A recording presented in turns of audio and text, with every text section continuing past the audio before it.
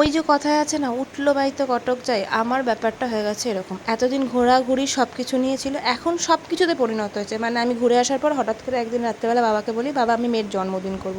বাবা বলে 5 বছর না হলে মেয়ের জন্মদিন করতে নি, মানে কারোরই নাকি জন্মদিন করতে নি। আমি সব মানি টানি না। আমি বলছি 5 বছর পর্যন্ত কে কোথায় থাকবে তার নেই ঠিক, বেরিয়ে বেঁচে থাকবো কিনা তার নেই গ্যারান্টি। আমি এই বছরই মেয়ের জন্মদিন করব, দরকার পড়লে আমি আমার ভাই বোনদের নিয়ে করব, কিন্তু আমি মেয়ের জন্মদিনটা করবই। তখন যথারীতি আমি তো নাছোড়বান্দা হয়ে পড়ি সব ব্যাপারেই, বাবাও রাজি হয়ে যায়। তবে আমাকে ফুল সাপোর্ট করেছে আমার ছোটো মামা। ছোটো মামাকে জানাই, ছোটো মামাকে বলি ছোটো মামা আমাকে একটু হেল্প করে দাও, আমি জন্মদিন করবো মেয়ে।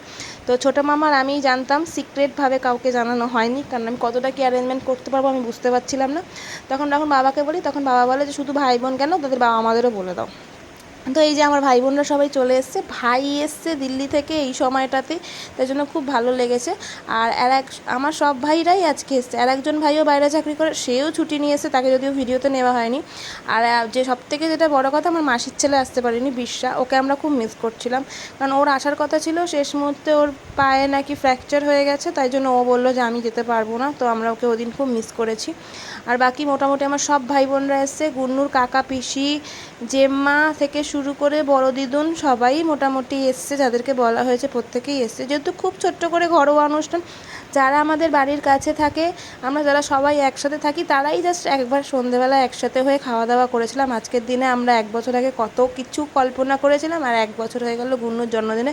গুন্নুর পিসিরা এখানে সব বসে রয়েছে, এনাদেরকেও আমি রিকোয়েস্ট করে নিয়ে এসেছি, সবাইকে জাস্ট এটাই বলেছিলাম লাস্ট মুহূর্তে অ্যারেঞ্জ করছি, সেভাবে কিছুই করতে পারবো না, বাস সবাই একটু চলে এসো। হ্যাঁ, মানে সবাইকে আমি এইভাবেই বলেছিলাম যে আমার পক্ষে জানি না কতটা অ্যারেঞ্জ করতে পারবো, অ্যাডজাস্ট করে নিতে হবে, চলে আসতে হবে। জাস্ট সবাই এসছে, সত্যি বলতে সবাই এসছে, শুধু আসতে পারিনি আমার ভাই আমার মেসো দুজন। এই দুজন মানুষই আমার মানে অকেশানে আসতে পারিনি, তাও ওদের সমস্যা ছিল বলে। এখানে ছোটো মা, দিদি, শম্পা মাসি, ছোপি, পিসান সবাই এসছে। আচ্ছা, ডেকোরেশনের দায়িত্বে ছিল আমাদের সব সময় কাজ করে সুজিত কাকু। সুজিত কাকুকে বলেছিলাম বইয়ের ড্রেস দিয়ে ডেকোরেশন করে দিতে। কেকটা ঝিলু দিদি অলওয়েজ, কারণ ঝিলু দিদি যবে থেকে কেক বানানো শুরু করেছে তবে থেকে মনে হয় আমাদের কোনো অকেশন ঝিলু দিদিকে ছাড়া হয় না। এবার মধুদাকেও খুব জ্বালাতন করেছিলাম, মেয়ের ড্রেস পাঠিয়ে দিয়ে বলেছিলাম ওই ড্রেসের কালারেই বানিয়ে দিতে, তবে কালারটা কম ইউজ করতে, যেহেতু ছোটো বাচ্চারা খাবে। কেকটা ছিল ম্যাঙ্গো ফ্লেভারের, দুর্দান্ত খেতে ছিল। আমি পার্টিকুলার নিজে তো টেস্ট করিনি, বাট যারা টেস্ট করেছে প্রত্যেকেরই এক কথা, কেকটা দুর্দান্ত ছিল। যাই হোক, এটা আমাদেরই হলের মধ্যে হচ্ছে, আর এখানে আমার সেকেন্ড ফ্যামিলি, আমার স্কুল, যাদের সাথে সবসময় থাকি, তারা না এলে হয় না আমার ছোটোখাটো অকেশনে। তো তারাও সবাই চলে এসছে। এবার গুন্নুর কেক কাটিংয়ের সময়, সো কেক কাটিংয়ের সময় এই যে আমরা 3-4জন অ্যাকচুয়ালি একই রকম পরেছিলাম। রাহুলদার জামা একটু ডিপ হয়ে গেছিলো, কারণ ফার্স্ট রাহুলদার জামাটা কেনা হয়, তারপরে ওই মাপেই গুন্নুর ড্রেস কেনার কথা ছিল, বাট আমাদের এই কালারটা পছন্দ হয়ে যায়। আর এই শাড়িটা আমি যখন দিদিকে সাত খাইয়েছিলাম তখন দিদিকে দিয়েছিলাম, সেই শাড়িটা দিদি গুন্নুর জন্মদিনে পরেছিল, আর আমার ড্রেসটা দিদিরা আমাকে কিনে দিয়েছে। সো যাই হোক, এই তো মেয়ে কেক কাটছে, আর সন্ধ্যা থেকে আমরা সব বাড়ির লোকরা এক জায়গায় হয়েছি, যারা সবসময় একসাথে সব জায়গায় থাকি, তারাই জাস্ট এসছে। ছোটো করে অকেশন, খুব বেশি মানুষ বলতে পারিনি, বলিও নি, কারণ এটা সেভাবে আমরা সেলিব্রেট করতে পারবো না, কারণ একদম শেষ মুহূর্তে যেহেতু আমরা বার্থডেটা প্ল্যানিং করেছি, তো অত ভালো করে আমি অ্যারেঞ্জমেন্ট করতে পাবো না, হল পাবো না, ফটোগ্রাফার পাবো না, ক্যাটারিং পাবো না, কিছুই পাবো না আমি জানতাম।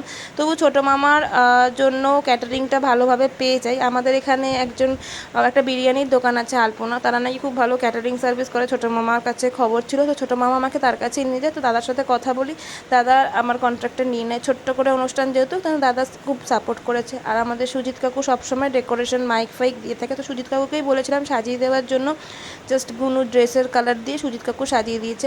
যেহেতু আমি অনুষ্ঠানটা নিজে অ্যারেঞ্জ করেছিলাম, তাই সবাইকে বলেছিলাম যে আমি অ্যারেঞ্জ করছি, ছোট করে করছি, সবাই এসো। মেশোরাও আমার কথা ফেলেনি, মেশোরা এসছে। সব থেকে বড় কথা, আমার ছোটো মার মা মানে দিদি, দিদি কোথাও যায় না, কিন্তু আমার এই গুন্নুর জন্মদিনে দিদি পর্যন্ত এসেছে। দিদি বাড়ি থেকে বেরোই না, সেই দিদি পর্যন্ত গুন্নুর জন্মদিনে এসেছিলো, যেটা আমার এত আনন্দ হয়েছিল, মানে আমি বলে বোঝাতে পারবো না। তারপরে এই যেহেতু বাড়ির অনুষ্ঠান, নাচ ফাচ হবে না, এটা তো হতে পারে না, তো সবাই ওখানে স্ন্যাক্স খাচ্ছে। স্ন্যাক্সে ছিল কফি, ফিশ বল, আর